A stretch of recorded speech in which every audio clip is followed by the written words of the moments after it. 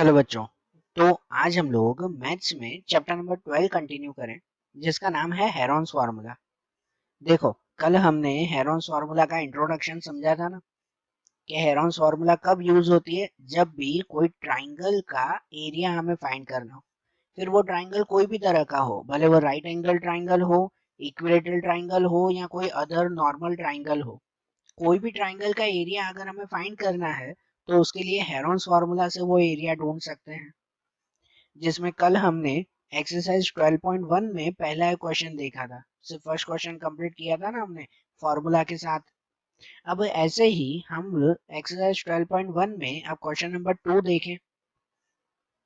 Second question समझें कि इसमें क्या दिया हुआ है। जैसे कि लिखा हुआ है कि the triangular side walls of a flyover have been used for advertisement. The side of the walls are 122 meter, 22 meter and 120 meters. The advertisement yield an earning of rupees 5,000 per meter square per year. A company hired one of its wall for 3 months. How much rent did it pay? अब ये क्या दिया हुआ है कि कोई एक flyover के पास में एक ट्रायंगुलर साइड वॉल है। पता है, कोई फ्लाईओवर, कोई ब्रिज आपकी सिटी में, जैसे कोई भी ब्रिज है, कि वो ब्रिज पे जब आप कोई ब्रिज चढ़ते हो तो ऊपर एक एडवर्टाइजमेंट का बड़ा सा बोर्ड नहीं आता, हर जगह पे सिटी पे लगा हुआ होता है ना। हमारी हर एक शहर में जो है वो अलग अलग जगह पर ऐसे एडवर्टाइजमेंट के लिए बड़े बड़े बोर्ड लगे हुए हैं। तो कहीं पर एडवर्टाइजमेंट का एक बड़ा बोर्ड लगा हुआ है जो ट्राइंगल शेप में है। ठीक है, कोई फ्लाईओवर के नीचे, कोई ऐसी ब्रिज जो है, उस ब्रिज के नीचे, कोई पुल के नीचे बड़ा सा ट्राइंगुलर बोर्ड लगा हुआ है, कि जिसकी जिसकी वॉल्स, जिसकी ये तीनों दीवारों का मेजरमेंट ये है कि एक 122 मीटर का है, बराबर। एक जो है वो 122 मीटर, एक 22 मीटर और एक 120 मीटर का है। ऐसे ये तीन साइड दी गई है ना। तो हमें सबसे पहले इसका एरिया फाइंड करना है, और उसके बाद ये पता करना है कि अगर इस बोर्ड का खर्चा एक साल का 1 मीटर का 5,000 रुपए है, पर ईयर, पर मीटर स्क्वायर इक्वल टू ₹5,000। ये पूरा का पूरा नहीं है, 1 मीटर समझो, 1 मीटर जितना भी हुआ, उस 1 मीटर का खर्चा, उस 1 मीटर का रेंट या भाड़ा, वो पूरे साल का 5,000 रुपए है। तो पहले तो ढूंढेंगे कि पूरे का खर्चा कितना हुआ। अगर पूरा का पूरा ये भाड़े पे लेना है पूरा बोर्ड, तो उसका खर्चा कितना होगा। और उसके साथ वो पूरे साल के लिए नहीं, सिर्फ 3 महीने के लिए भाड़े पे लेते हैं। कितने? 3 महीने के लिए, पूरे साल के लिए वो भाड़े पे नहीं ले रहे हैं। तो 3 महीने का कॉस्ट कितना होगा वो हमें फाइंड करना है। ठीक है ना। तो इसलिए सबसे पहले तो क्या ढूंढना होगा, इसका एरिया ही ढूंढना होगा कि ये ट्राइंगल का पूरा एरिया कितना है। और फिर ये एरिया में ढूंढेंगे ना कि भाई कितने मीटर हो रहा है, उसमें 1 मीटर के 5,000 रुपए, तो वो टोटल मीटर के कितने रुपए हो जाएंगे वो फाइंड करेंगे हम लोग। ठीक है। तो देखो, अब इसका एरिया कैसे फाइंड करेंगे, वही हेरोन्स फार्मूला से। इस चैप्टर में फाइंड ही यही करना है ना, हेरोन्स फार्मूला।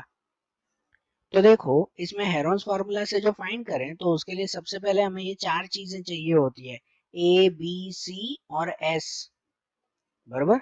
ये सेमी पेरीमीटर चाहिए ना, कि यहाँ पर जो ट्राइंगल है, उस ट्राइंगल की ये तीन साइड दी गई है, 122, एक 22 और एक 120 मीटर। ऐसे तीन साइड दी गई है ना। तो उन तीनों साइड को ऐसे लिख सकते हैं ना कि सपोज ए इक्वल टू 122, ये बी इक्वल टू 22 और सी इक्वल टू 120। ये तीन साइड हो गई। और इन तीन साइड के साथ फिर ढूंढेंगे एस, मतलब कि सेमी पेरीमीटर, जो हमें फॉर्मूला के लिए चाहिए उसके लिए। तो एस की फॉर्मूला आती है तीनों का plus divide by 2, A plus B plus C divide by 2। तो तीनों का प्लस कितना होगा, ए पे होगा 122 प्लस 22 प्लस ये 120 डिवाइड बाय 2। तो तीनों का प्लस हो जाएगा 264, 264 डिवाइड बाय 2, तो आंसर मिल जाएगा 132। तो एस की वैल्यू भी कितनी मिल गई, 132। तो ये जो चारों वैल्यू मिल गई ना, अब ये चारों वैल्यू यहाँ हेरोन्स फार्मूला में यूज करेंगे कि अकॉर्डिंग टू हेरोन्स फार्मूला, कि एरिया ऑफ ट्राइंगल जिसकी फॉर्मूला आती है रूट में s, s minus a, s minus b, s minus c. मतलब कि रूट में लिखेंगे कि ये पहले s, तो s की जगह पे लिखेंगे ये 132, ये फाइंड किया ना, s की जगह पे 132, ब्रैकेट में है ये s माइनस a, तो s माइनस a मतलब s पे 132 माइनस a पे 122, 132 माइनस 122। उसके बाद s माइनस b, तो s माइनस b मतलब s पे 132 माइनस b पे 22, 132 माइनस 22। और उसके बाद s माइनस सी, तो s माइनस सी मतलब s पे ये 132 माइनस c पे 120। तो ऐसे ये लिख दी ना पूरी फार्मूला। अब पहले इनका माइनस कर लें कि ये 132 पहला तो वही रहेगा, दूसरे ब्रैकेट में 132 माइनस 122, तो 132 माइनस 122 हो गया 10, वहां पे 10 बचा ना 132 में से 122 माइनस, फिर दूसरा 132 माइनस 22, तो वो बचेगा 110। और यहाँ 132 माइनस 120, तो 132 माइनस 120, तो वो कितना बचेगा 12 बचेगा। बीच में सब में मल्टीप्लाई की साइन ना, तो ऐसे ये सब ब्रैकेट का माइनस भी हो गया। अब क्या करेंगे कि अब ये स्टेप मैंने आपको कल भी बताया था कि बस यही स्टेप माइनस एक बार कर दिया ना, तो उसके बाद वाला स्टेप ही आपके सम का सबसे इम्पोर्टेंट स्टेप है। कि अब ये स्टेप में हमें क्या करना है कि यहाँ जो ऊपर नंबर बचे ना, इन सब नंबर को स्प्लिट करना है, या कहो इन सब नंबर का फैक्टराइज करना है हमें, कि जिससे यहाँ पर सभी नंबर की दो दो की पेयर बन जाए। क्या हो जाए, सबकी दो दो की पेयर बन जाए वैसे। तो अब पेयर कैसे बनाएंगे पता है, यहाँ पर थोड़ा सा लॉजिकली सोचते हैं, यहाँ पे आपको लॉजिकली सोचना ही है।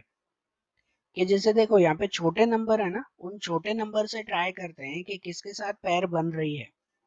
कि जैसे यहाँ पर 10 है, ये 10 है ना, तो 10 के साथ है ना ये नंबर दिया हुआ है 110, तो अगर मैं 110 का फैक्टराइज कर दूं कि 110 इक्वल टू हो जाता है 10 मल्टीप्लाई 11, होता है कि नहीं, 110 का फैक्टराइज हो जाता है ना 10 मल्टीप्लाई 11। वैसे तो 110 बहुत सारी टेबल में आते हैं, लेकिन हमें जिसके साथ पेयर बनानी है, जोड़ी बनानी है, वही नंबर लिखेंगे ना। किसके साथ पेयर बनानी है, ये 10 के साथ, तो 10 के साथ अगर पेयर बनानी है तो ये 110 को मैं ऐसे लिख सकता हूँ 10 मल्टीप्लाई 11, तो ये 10 10 की पेयर बन जाएगी ना यहाँ पर। वैसे ही दूसरा नंबर देखो, यहाँ पे दूसरा कोई छोटा नंबर ये दिया हुआ है 12, तो 12 की पेयर है ना यहाँ बन सकती है 132 के साथ। कि अगर मैं 132 को ऐसे लिख दूं कि 132 इक्वल टू 12 मल्टीप्लाई 11, मुझे 12 के साथ पेयर बनानी है ना, तो इसीलिए ये 132 12 की टेबल में कब आता है वो लिखूंगा। कि ये 132 12 की टेबल में कब आता है, तो 12 11 से आता है, तो इसलिए यहाँ लिख देंगे 12 मल्टीप्लाई 11, तो देखो ये 12 की और ये 12 की पेयर बन जाएगी ना, बराबर। तो ये जितने भी बड़े नंबर हुए ना 132 110, तो उसके हमने ऐसे फैक्टर बना लिए कि जिससे बाकी के नंबर के साथ उनकी पेयर बन जाए। तो जैसे कि ये पहले अब 132 हुआ, तो 132 की जगह पे लिख देंगे 12 मल्टीप्लाई 11, ये नंबर हमने फैक्टर में लिखा ना, ये रफ में बता रहा था कि 132 की जगह पे लिख देंगे 12 मल्टीप्लाई 11।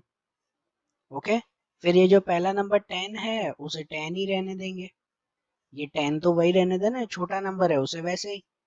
दूसरा नंबर 110 है, तो 110 में हो जाएगा 10 मल्टीप्लाई 11, 110 का ये फैक्टर किया ना 10 मल्टीप्लाई 11, और पीछे जो 12 है ना उस 12 को ये 12 ही रहने दे, बरोबर। ऐसा हो गया इसमें। तो अब ध्यान से देखो, तो यहाँ पर सभी नंबर की पेयर बन गई है कि नहीं। यहाँ पर ये जो 12 है, तो ये 12 और ये 12 बन गई ना पेयर, तो ये 12 और 12 यहाँ पे लिख देंगे, ये 12 स्क्वायर। फिर यहाँ 11 में कि ये 11 और ये 11, तो 11 और 11 लिख देंगे 11 स्क्वायर। ओके, उसके बाद 10 कि ये 10 और ये 10, तो 10 और 10 लिख देंगे 10 स्क्वायर, बराबर। हुआ कि नहीं, ऐसे आ गया ना ये 12 स्क्वायर, 11 स्क्वायर, 10 स्क्वायर। अब यहाँ ये जो सबका स्क्वायर मिल गया, तो उस स्क्वायर के अकॉर्डिंग फिर अब क्या किया जाएगा कि इनका स्क्वायर और स्क्वायर रूट निकल जाएगा कि ये सब में स्क्वायर है और ये बाहर स्क्वायर रूट है ना, तो ये स्क्वायर और स्क्वायर रूट कट तो बचेगा खाली यहाँ पर सिर्फ 12, स्क्वायर हट जाएगा ना, यहाँ पर भी सिर्फ 11 बचेगा और यहाँ पर सिर्फ 10 बचेगा। तो ये हमारा फाइनल आंसर मिला ना, 12 मल्टीप्लाई 11 मल्टीप्लाई 10, जो तीनों का मल्टीप्लाई कर दो तो आंसर मिल जाएगा 1320 मीटर स्क्वायर। मतलब वो जो एडवर्टाइजमेंट वाली वॉल थी ना, वो जो ट्रायंगुलर वॉल थी जिस पे एडवर्टाइजमेंट करनी है कि उसमें टोटल कितने मीटर है अंदर का, ये अंदर का एरिया जो पूरा ढूंढा हमने, वो अंदर का पूरा एरिया कितने मीटर का है, 1312 मीटर का है, 1320 मीटर का है। ठीक है, तो ये 1320 में से हमें जो क्वेश्चन में पूछा हुआ था कि 1 मीटर का रेंट, 1 मीटर का भाड़ा 5,000 रुपए है, तो ये 1320 मीटर का भाड़ा कितना हो जाएगा वो हमें ढूंढना पड़ेगा ना, और वो भी पूरे साल का 5,000 रुपए है, तो 3 महीने का कितना होगा वो हमें ढूंढना है। बराबर, तो ये एरिया मिल गया ना 1320। तो देखो अब इस पर से कॉस्ट कैसे ढूंढे, तो कॉस्ट ऐसे ढूंढा जाएगा यहाँ पर कि यहाँ पे लिखेंगे the cost of 1 metre square for 1 year is ₹5,000, कि 1 मीटर का 1 साल का खर्चा 5,000 रुपए है। बरोबर ना, 1 मीटर का 1 साल का खर्चा 5,000 रुपए। So the cost of 1320 metre square, ये तो 1 मीटर का ना, तो ऐसे हमारा कितना आंसर मिला था आगे 1320 ना, तो 1320 मीटर स्क्वायर का 3 महीने का खर्चा कितना होगा, हाउ मच। ये तो 1 साल का हुआ, तो 1 साल का नहीं, हमें कितना ढूंढना है, 3 महीने का ढूंढना है। तो इनकी कैलकुलेशन कैसे होगी, कैलकुलेशन ऐसे करते हैं कि ये 1320 मल्टीप्लाई 3 मंथ का ढूंढना है ना, तो मल्टीप्लाई 3 मंथ और मल्टीप्लाई एक का कितना खर्चा है 5,000 रुपए, तो मल्टीप्लाई ये 5,000। तो ऐसे करेंगे 1320 मल्टीप्लाई 3 मल्टीप्लाई 5,000 और उसको डिवाइड बाय ये 1 ईयर करेंगे। ये 1 मीटर स्क्वायर भले लिखने की जरूरत नहीं है, यहाँ पर 1 ईयर से उसको डिवाइड करेंगे। ठीक है, तो 1 ईयर नहीं लिखेंगे, उसकी जगह पर उसके मंथ लिखेंगे, क्योंकि यहाँ पे भी 3 मंथ है ना, तो 1 ईयर की जगह पर कितने मंथ लिखे जाएंगे, 12 मंथ के डिवाइड बाय 12। मतलब ऐसे हो जाएगा कि देखो 1320 मीटर्स है, उसका 3 महीने का खर्चा ढूंढना है, मल्टीप्लाई 5,000 रुपए का खर्चा है वो पूरे साल का है, हमें 3 महीने का ढूंढना है ना, तो इसलिए 5,000 डिवाइड बाय 12 कर देंगे। ये तो पूरे साल का खर्चा 5,000 है ना, तो 3 महीने का कितना हुआ, तो उसके लिए डिवाइड बाय 12 रखेंगे। और इन सब का कैलकुलेशन, तो कैलकुलेशन अगर करोगे तो 12 से ये कट होगा, 1320 12 से कट करो तो वो मिल जाता है 110। ठीक है, 12 11 सा 132 और पीछे 0 110, और उसके बाद ये 110 मल्टीप्लाई 3 मल्टीप्लाई 5,000, तो आंसर मिल जाएगा 16,50,000 रुपीज। कि मतलब वो जो एडवर्टाइजमेंट की दीवार है ना, वो दीवार अगर 3 महीने के लिए रेंट पे ली जाए ना, वहां पे 3 महीने के लिए अगर कोई कंपनी एडवर्टाइजमेंट कर रही है, तो उसका 3 महीने का खर्चा 16,50,000 रुपीज होगा। बरोबर, आई बात समझ में। अब जैसे ये क्वेश्चन देखा ना, अब ऐसे ही इसके बाद वाला क्वेश्चन नंबर 3 देखें कि इसमें ऐसे दिया हुआ है कि there is a slide in a park, one of its side wall has been painted in some color with message keep the park green and clean. If the side of the wall are 15 meter, 11 meter and 6 meter, find the area painted in color. कि कोई park में एक slide I हुई है, ठीक है, बच्चों के खेलने के लिए जो स्लाइड आती है वो स्लाइड, और उस स्लाइड के एक वॉल पे, उसकी एक साइड की वॉल, एक साइड की दीवार के ऊपर एक ऐसा ट्राइंगल जैसा कलर से बना हुआ है, और उसके ऊपर है ना एक मैसेज लिखा हुआ है, एक ट्राइंगुलर बना हुआ है कुछ कलर से, और उसके ऊपर एक मैसेज लिखा हुआ है keep the park green and clean, कि पार्क को हमेशा हरा भरा रखो और क्लीन रखो। और ये जो कलर किया हुआ है ना, उसका एरिया मतलब उसकी साइड वो 15 मीटर 11 मीटर और 6 मीटर की दी गई है, ऐसे है वो। ठीक है, जो ट्राइंगल बना हुआ है वो ट्राइंगल ये साइड का बना हुआ है, तो हमें पता करना है कि उसका एरिया कितना है। भाई कितना एरिया अंदर कलर किया हुआ है वो फाइंड करना है। मतलब ये भी ट्राइंगल ही हुआ ना, और ट्राइंगल की 3 साइड भी दी गई है ना, तो हमें क्या फाइंड करना है, उसका एरिया। ट्राइंगल की 3 साइड दी गई है और हमें उसका एरिया ढूंढना है, तो ये भी हेरोन्स फार्मूला से ही ढूंढेंगे। इसमें सिर्फ एरिया ही फाइंड करना है, उसके बाद कोई कॉस्ट वगैरह कुछ भी नहीं। तो देखो, एरिया ऐसे फाइंड करें कि यहाँ पर ये जो ट्राइंगल दिया हुआ है, उस ट्राइंगल में ये 3 साइड हो गई ना, कि एक 15, एक 11, एक ये 6, कहीं पर भी लिख सकते हो, कोई भी 15, 11, 6, ये 3 साइड है। तो इन तीनों को ही पहले ए बी सी सपोज कर लेना, कि suppose A equal to 15, B equal to 11 और सी इक्वल टू 6। ओके, ये हो जाएगा उसमें। और उसके बाद एस फाइंड करेंगे। एस मतलब कि सेमी पेरीमीटर। सेमी पेरीमीटर मतलब कि तीनों साइड का प्लस डिवाइड बाय 2। तो तीनों साइड का प्लस मतलब कि ये 15 प्लस 11 प्लस 6 डिवाइड बाय 2। तीनों का प्लस हो जाएगा 32। 32 डिवाइड बाय 2, तो आंसर मिल जाएगा 16। ये एस की वैल्यू भी मिल गई ना। तो अब जो ये चारों वैल्यू मिल गई, वो चारों वैल्यू कहाँ पे रखेंगे हम लोग, हेरोन्स फॉर्मूला में। कि एरिया ऑफ ट्राइंगल की फॉर्मूला आती है s, s minus a, s minus b, s minus c. जहां पे पहले ये s, तो s की जगह पे क्या लिखेंगे, ये 16। उसके बाद ये s माइनस ए, तो s माइनस ए मतलब लिखेंगे 16 माइनस 15। s की जगह पे 16 और a की जगह पर ये 15, 16 माइनस 15। उसके बाद s माइनस बी, तो s माइनस बी पे लिखेंगे ये 16 माइनस 11, बराबर b इक्वल टू 11 है ना। और तीसरा s माइनस सी, तो s माइनस सी मतलब 16 माइनस 6। ये हो गया। तो अब क्या करेंगे, तो इन सब का माइनस, कि ये पहला तो 16 ही दिया हुआ है, दूसरे में 16 माइनस 15 तो 1, फिर तीसरे में 16 माइनस 11 तो ये 5, और 16 माइनस 6 तो आंसर 10। ओके, ये हो गया ना। अब इनमें क्या, इसके बाद वाला स्टेप मैंने बताया ना कि यही स्टेप इंपॉर्टेंट है, कि जिसमें हम लोग सबकी पेयर बनाएंगे। और वो पेयर बनाने के लिए सबका फैक्टर करते हैं, सबका फैक्टराइजेशन करते हैं ना। जो भी बड़े नंबर हो ना, उनका छोटे नंबर को वही रहने देते हैं। तो जैसे कि बड़ा नंबर 16 है, अब 16 की पेयर किसी से बन रही है। यहाँ पे देखो, जो दूसरे नंबर दिए हुए ना 1, 5, 10, क्या किसी की टेबल में ये 16 आता है, नहीं आता ना। तो कोई बात नहीं, 16 की खुद की पेयर बनती है। 16 की खुद की ही पेयर बनती है। खुद की कौन सी पेयर, तो ये 4 4 जा 16 बनता है कि नहीं, 4 4 जा 16 खुद की पैर बनती है ना। तो इसलिए 16 की जगह पे ऐसे लिख सकते हैं 4 मल्टीप्लाई 4। तो ये 4 और 4 की पैर तो बन ही गई। उसके बाद 1, तो 1 तो लिखो ना लिखो एक ही बात है।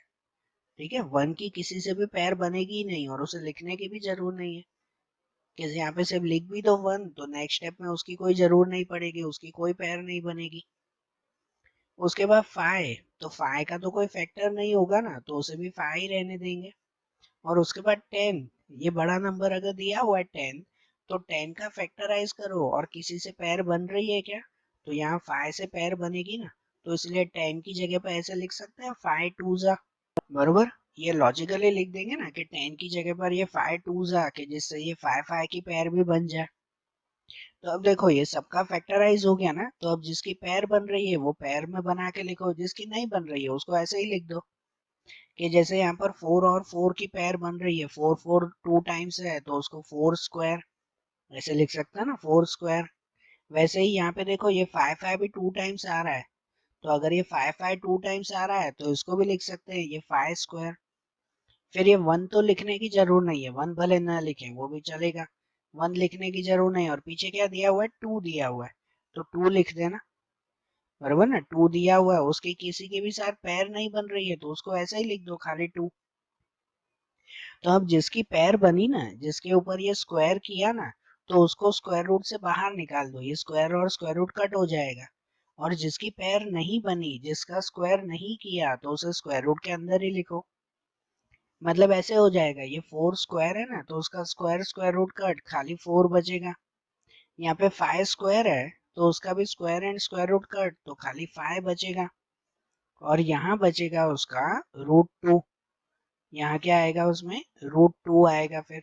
ठीक है ना, ये 2 अंदर रूट में ही रहेगा क्योंकि उसके ऊपर स्क्वायर नहीं है ना, इसकी पैर नहीं बनी ना 2 की, तो वो अंदर रूट में ही रहेगा। जिसकी पैर बन गई तो उसे बाहर लिख दिया हमने।